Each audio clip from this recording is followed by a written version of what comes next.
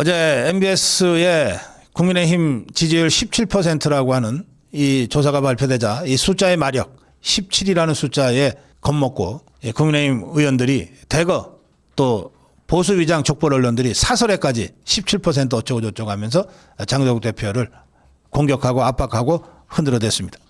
폴리뉴스는 국민의힘 17% 대폭락 이렇게 아예 대문짝만하게 특집 기사까지 썼습니다. 그런데 MBS가 실시한 조사는 전화 면접 조사입니다. 거의 대부분의 여론조사가 ARS 전화를 하고 있는데 ARS 전화 여론조사를 하고 있는데 유독 국민의힘의 지지율이 매우 낮게 나오는 갤럽과 이번 MBS만 전화 면접 조사를 실시했습니다. 전화 면접 조사. 사람이 직접 전화 걸어서 물어보는 겁니다. 지금과 같이 종북주사파 이재명 개딸 정권이 흉폭하게 독재를 자행하고 있는 상황에서 누군가 사람이 직접 목소리로 묻기 시작하면 이 사람이 내 전화번호를 어떻게 알았지? 내가 이재명 싫다 그러면 이거 나한테 불이익이 오는 거 아니야? 자유파 국민들은 아예 답변을 안 할 것이고 그래도 이재명은 아니지 재판은 재개해야지라고 생각하는 분들은 겁이 나서 여론조사 회사가 희망하는 응답을 찾아서 정답 찾기처럼 여론조사를 할 겁니다. 그렇게 해서 나오는 숫자가 17이에요. 그런데 여기에 전 지역에서 다 진다고 대서특필했어요. 대구 경북에서도 국민의힘이 더불어민주당한테 진다. 이런 식으로 떠들어댔는데 자 대구 이 응답자 특성을 보니까 대구의 응답자들이 46명이에요. 46명이 대구시 민심을 지금 대표한다고 떠들어대고 있는 겁니다. 부산광역시는 67명이에요. 67명이 부산시 전체를 대표한다고 떠들어대고 있는 겁니다. 울산광역시는 20명이에요. 20명의 응답자가 울산 시민 전체의 의견을 대표한다고 떠들어대고 있는 겁니다. 황당한 것은 이런 질문이 있어요. 선생님께서는 장동혁 국민의힘 대표가 당대표로서 직무 수행을 얼마나 잘하고 있다고 생각하십니까? 하고 난 다음에 역대 비대위원장과 당대표들의 지지율과 비교를 해서 이렇게 그래프를 만들었어요. 여기 보면 한동훈 비대위원장 취임 1개월 차에 47이나 나왔는데 잘한다가 그리고 한동훈이가 대표로 있을 때 취임 1개월 차에 40이나 나왔는데 이준석이가 취임 3개월 차에 44가 나왔는데 김종인이가 비대위원장 취임 3개월 차에 41이나 나왔는데 어떻게 장동혁은 23밖에 안 나오냐 이렇게 읽게 돼 있습니다. 그런데 여러분 대통령이든 장관이든 당대표든 취임하고 한 달 있으면 다 기대 심리가 아직 사라지지 않기 때문에 높게 나와요. 한동훈이는 당대표 취임 1개월 차에 40, 비대위원장 취임 1개월 차에 47이에요. 그리고 그 당시에 한동훈이가 대표할 때 한동훈이가 비대위원장 할 때 당내에서 한동훈 안 되라고 하는 목소리가 단 한 번이라도 나온 적이 있습니까? 그거 하고 장동혁 대표는 지금 취임 6개월 차 조사를 했어요. 맨날 나오는 뉴스라고 하는 게 장동혁 안 돼. 빨리 사퇴해야 돼.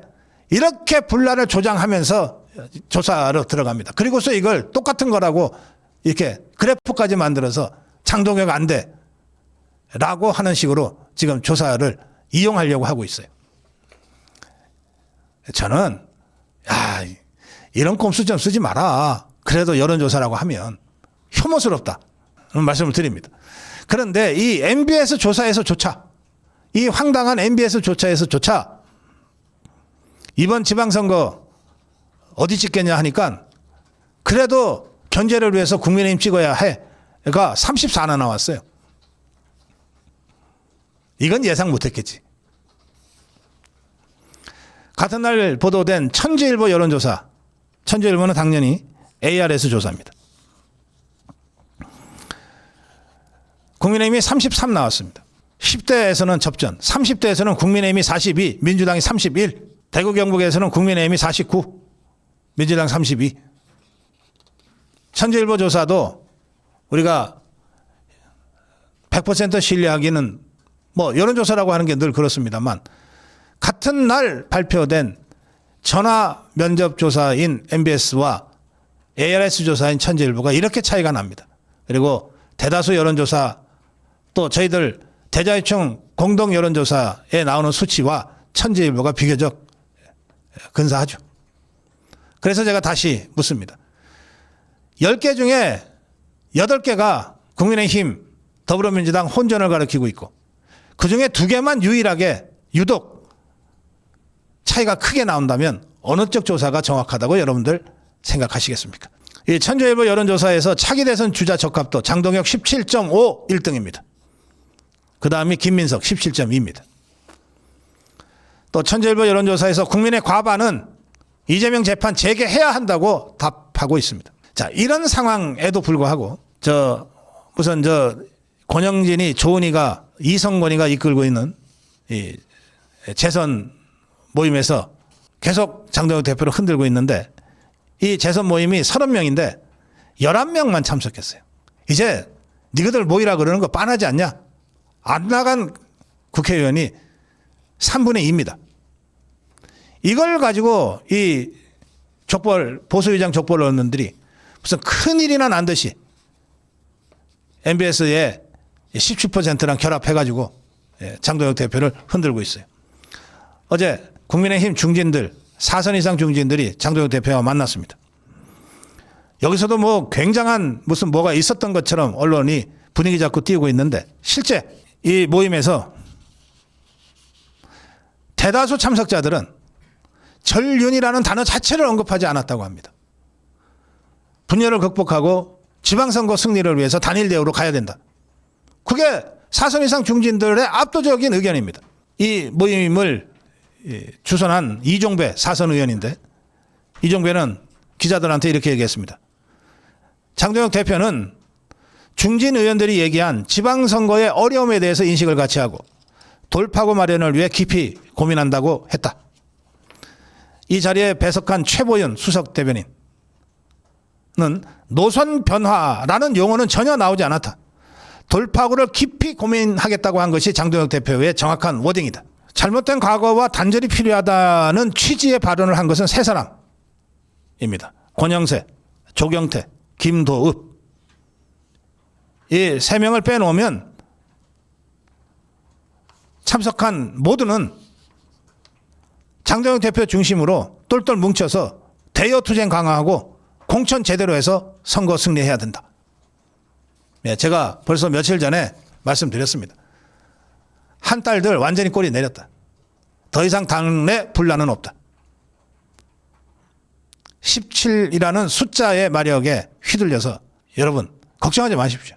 지금 발표되고 있는 모든 여론조사 중에 저는 대자유총이 한국사회 여론평판연구소와 하고 있는 조사가 가장 객관적이고 정확하다고 생각합니다.